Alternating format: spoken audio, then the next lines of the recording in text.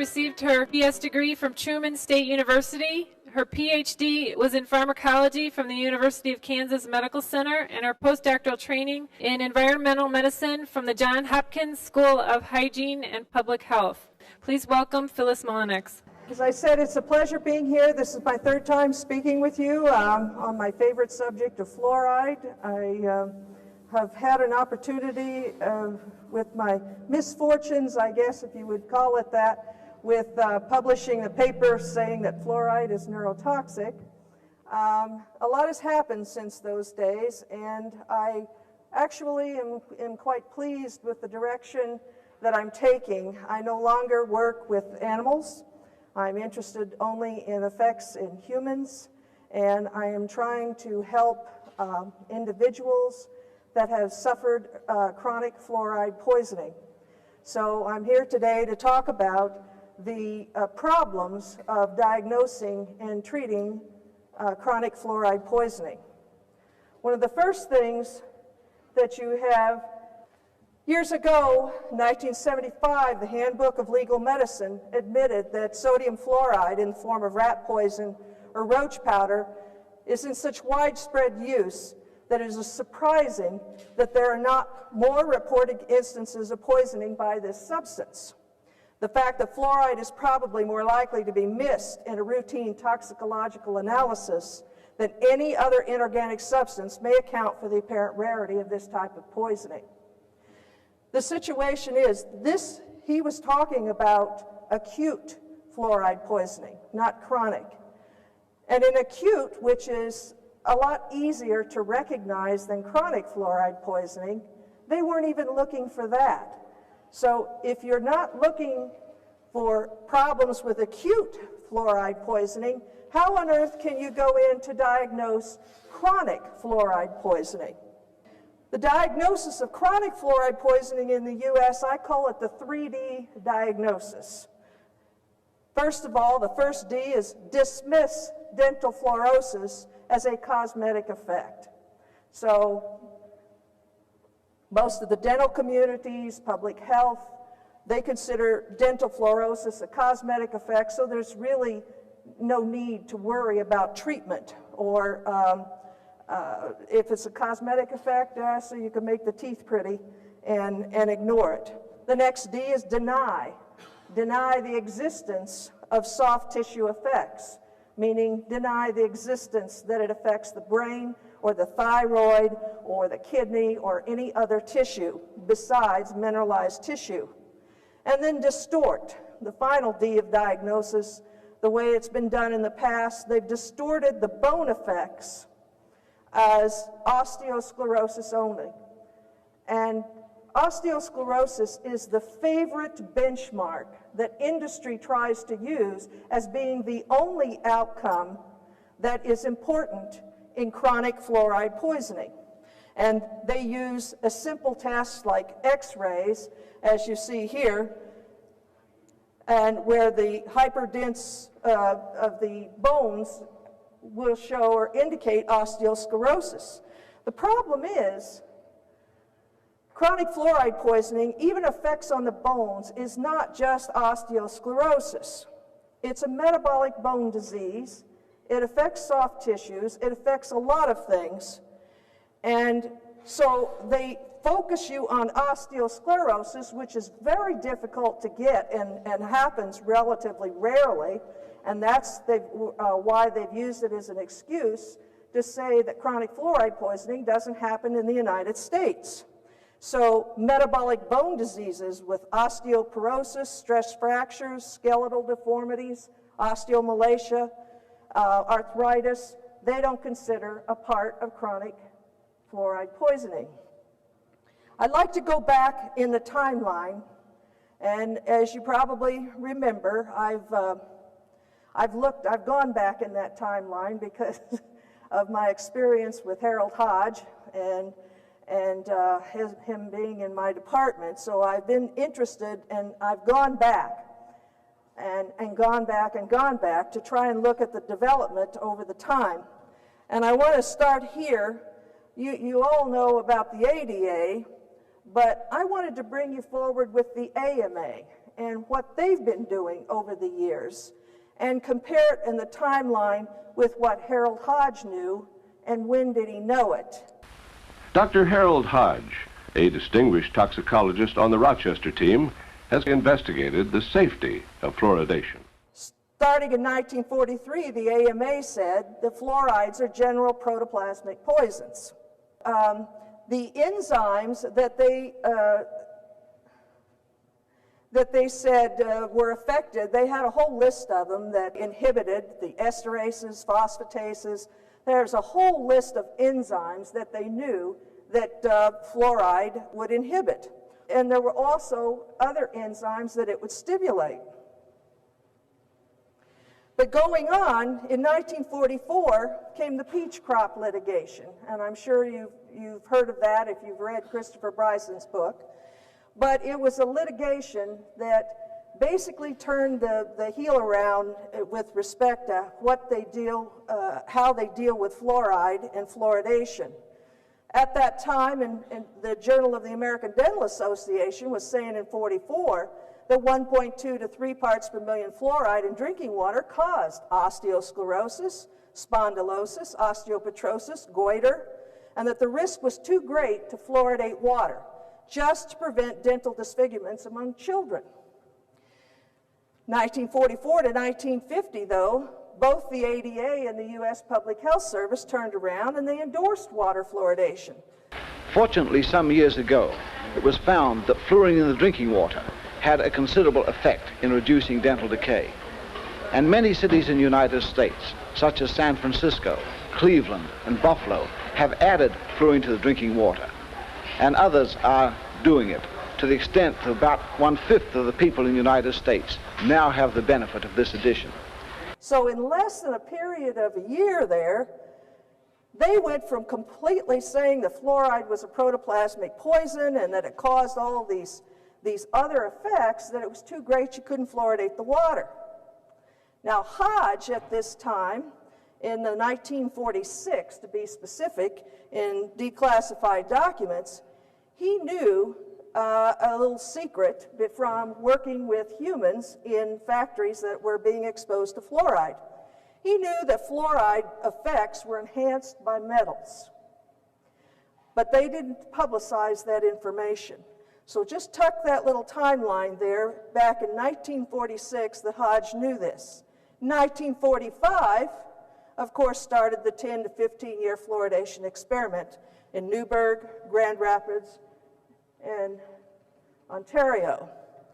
To carry it forward then, in 1955, I'm going to go forward up to 2000, where the American Medical Association and how they came along during this time.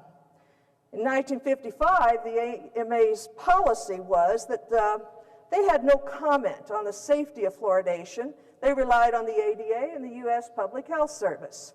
So basically, they were hands-off.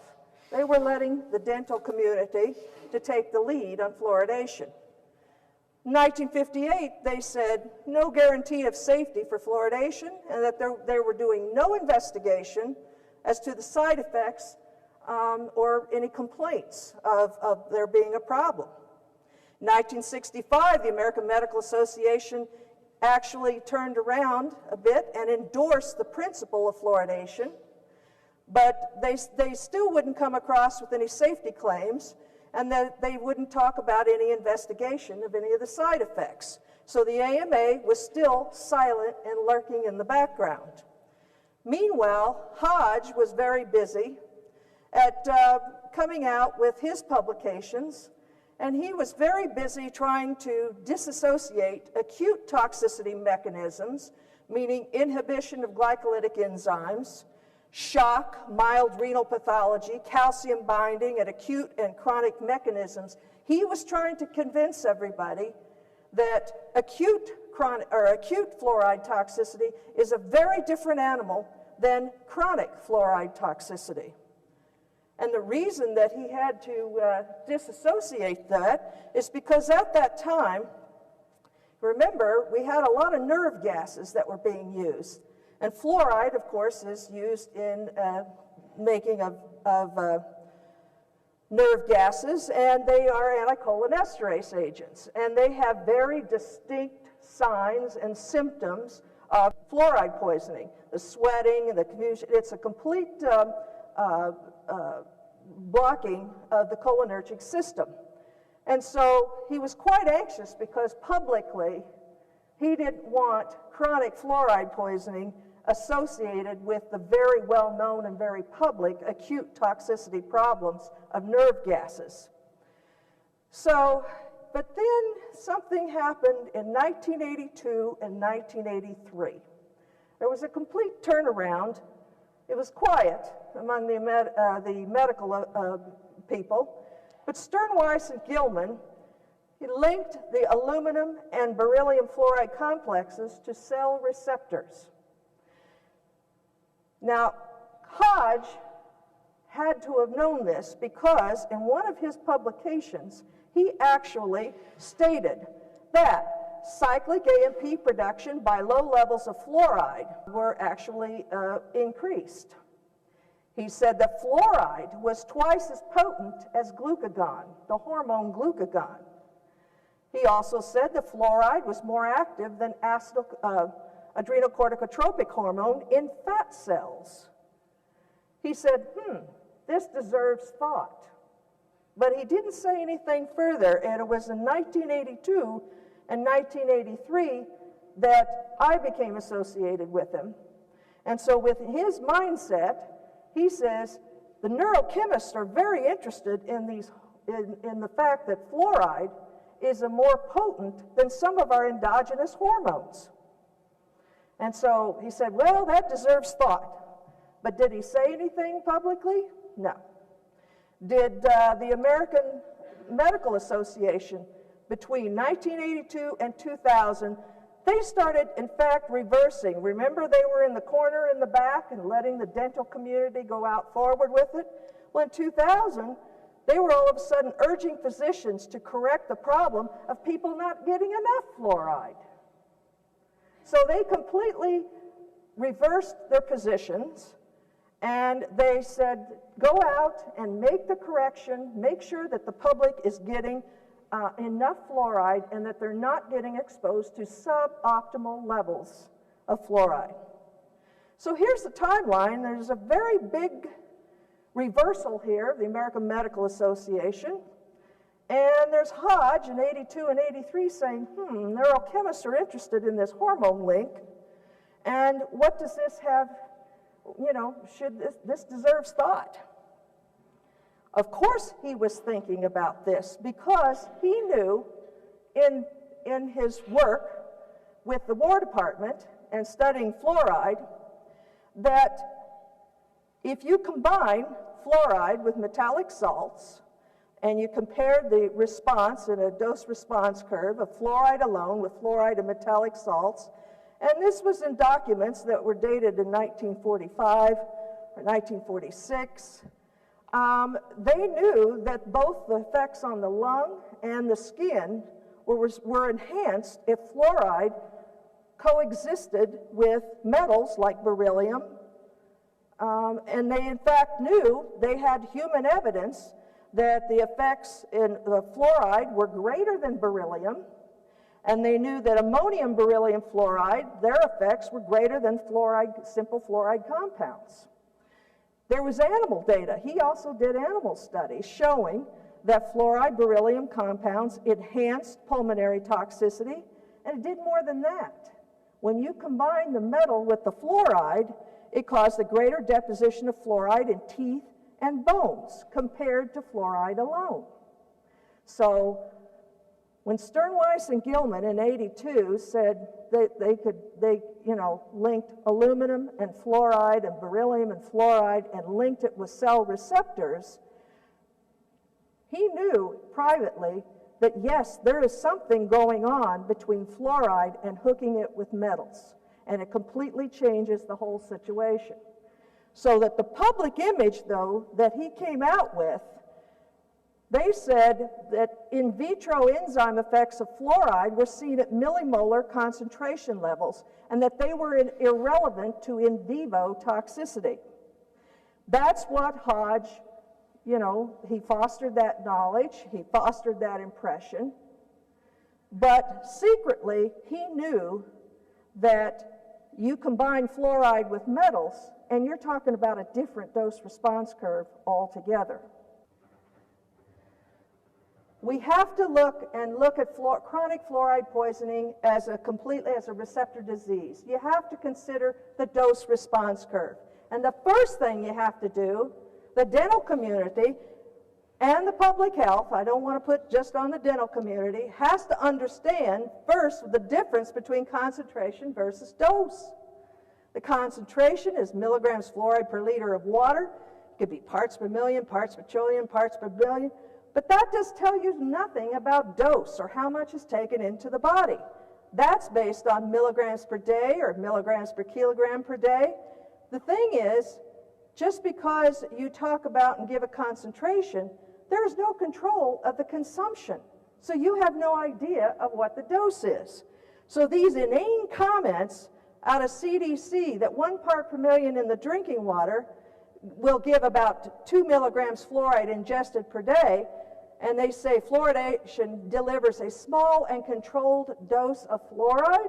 Hello? Before you can know what the dose is, you got to know how much somebody drinks.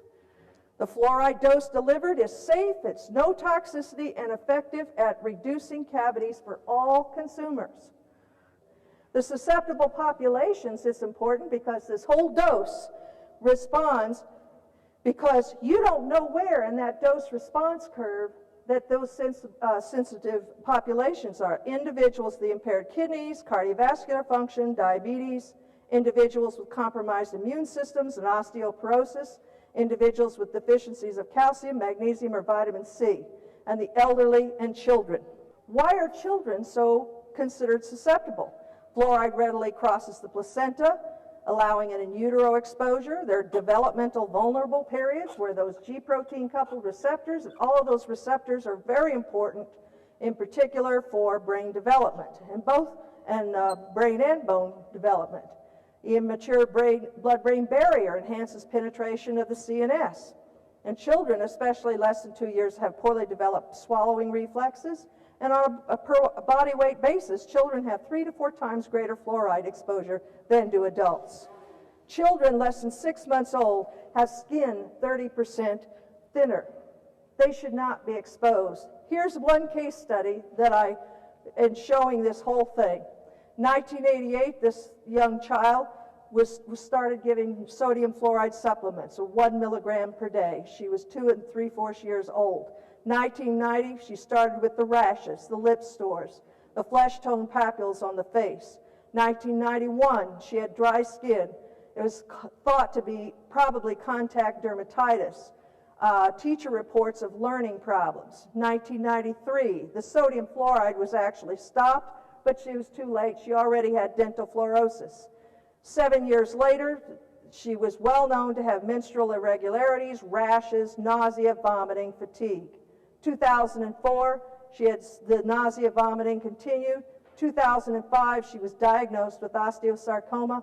2006, it metastasized to the lung. 2007, she died. All of that, and a lot of hormone changes in there, and it led to growth hormone. All of that is through fluoride and impacting. Here's another case report, a water treatment operator. My name's Joe Walls. I am from Sardis, Arkansas. I am a water operator and a sewer operator. I was injured on the job in 1997. I was sprayed by hydrofluoric acid or fluoride. I was trying to work on a pump and the pressure didn't depressurize, so when I did it, unhooked the pump from the line, it sprayed acid all over me. So I've had lots of health problems since that time.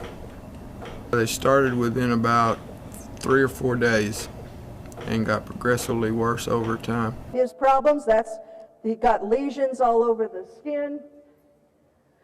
His medical records, he had cardiac arrhythmias, T-wave inversion, fluctuating cardiac panels, anemia, pericarditis, clotting changes, and you can see the marks on his abdomen.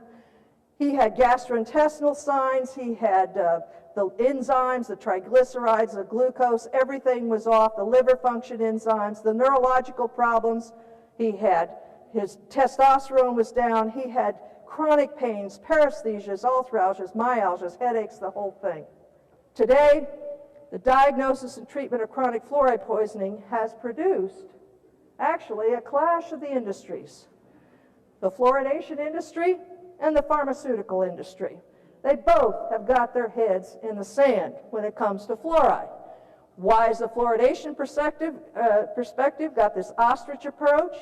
Because they think that the total fluoride intake is just 2 milligrams a day from water fluoridation only. They look at it as one piece of the pie. The NRC 2006 has estimated that our daily intake is based on our toothpaste, food, pesticides, and air is between 0.8 and 11.5 milligrams daily, way over the level that's going to cause the impact. They don't realize that pesticides, water fluoridation, pharmaceuticals, workplace, all of these are giving us fluoride exposures. The total fluoride intake is still unknown. We inhale it, we consume it, and we drink it in water. The skin absorbs it, our bodies store it, and it hangs around for 20 years. We excrete it in the urine, the feces, and the sweat. And in fact, since I've tracked it in the Poison Control Center data from 1989 to 2005, the exposures to fluoride for children have been increasing all the way up, and of those exposures, we've been regularly causing adverse medical outcomes in a little over 3,000 children every single year.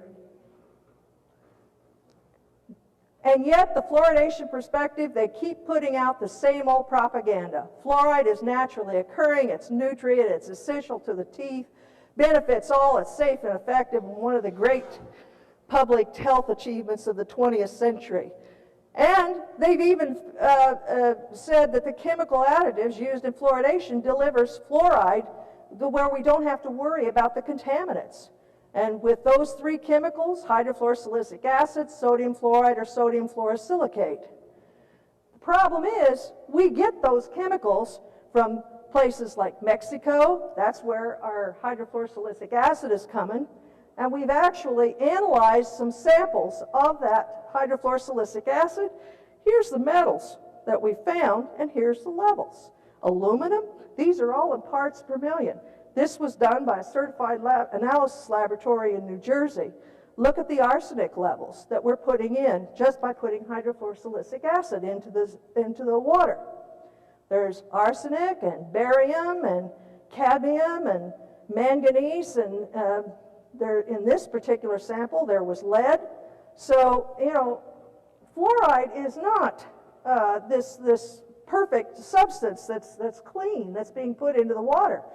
And here are the salts. The salts come in, there's not a single salt fluoride chemical that's produced in the United States. We get all of it from China.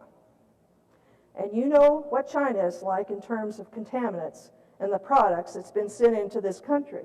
We analyze these systems and look at the amount of aluminum. 3,000 to almost 4,000 parts per million of aluminum that's in those salts that they're fluoridating some water. The biggest problem was that the amount of aluminum, the very thing that fluoride likes to combine with and cause an effect. In other words, whether it's hydrofluorosilicic acid or the salts, fluoride additives are like a box of chocolates.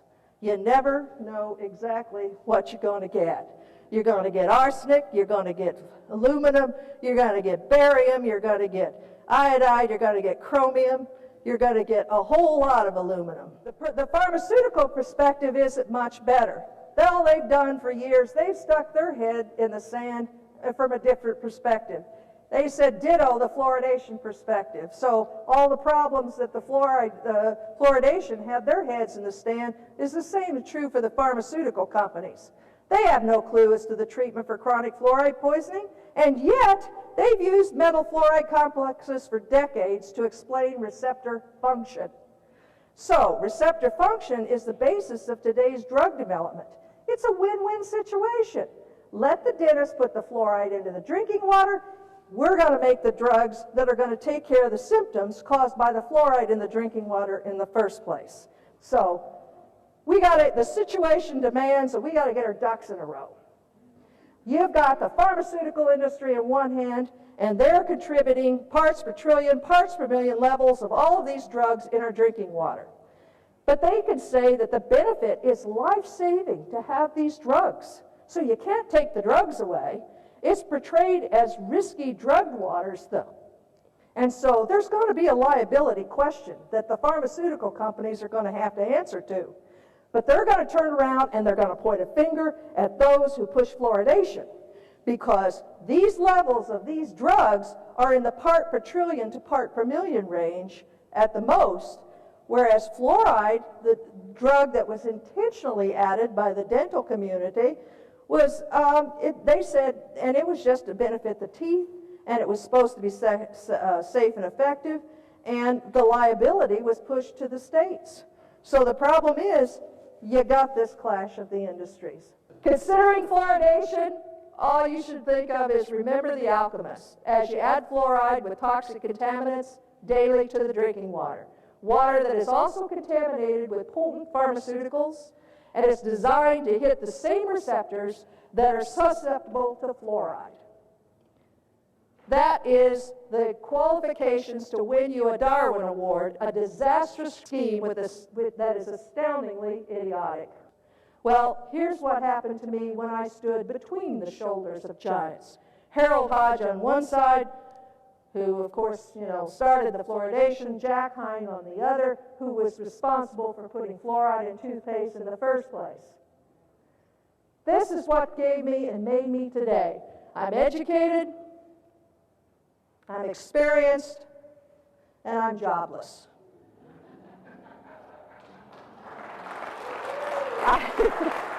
I learned that the Harvard motto is Veritas, which is Latin for truth, and that's the Harvard way of, making me realize that the truth shall set you free.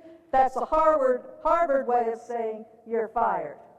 At Harvard, the workplace safety, they said, oh, well, we can offer you workplace safety. This is their idea of workplace safety.